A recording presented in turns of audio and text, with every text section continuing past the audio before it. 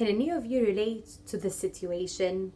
We know that it's quite an overwhelming time for you to try and juggle everything, to be a teacher, a therapist, and a parent to your child, and how hard it may be to get your child to sit down for 5 minutes to work on some goals at home. But don't worry, today we are here to give you some ideas on how you can work on certain goals during daily activities.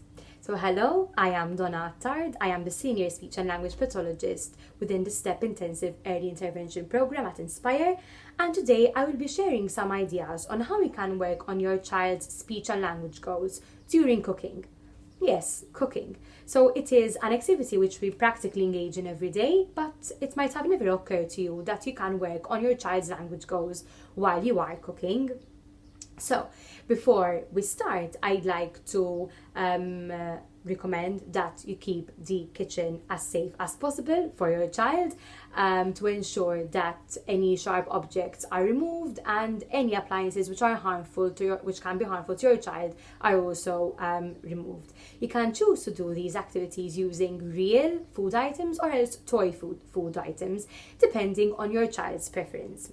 Okay, so we can start off with the first communication goal, which is imitation. So imitation is a very important skill for the development of language. So if we work on imitation in a fun way, it will be easier for your child to grasp this skill.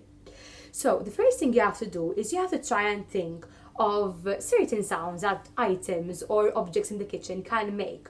So for example, if I am washing the dishes and I'm using water, I can use the sound splash, splash.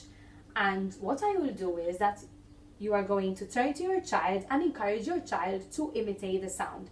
So for example, you go splash, splash, the water goes, and you wait for your child to try and imitate that sound. There are various other sounds you can try. So for example, orange, squeeze, squeeze. Or for example, egg, crack, crack.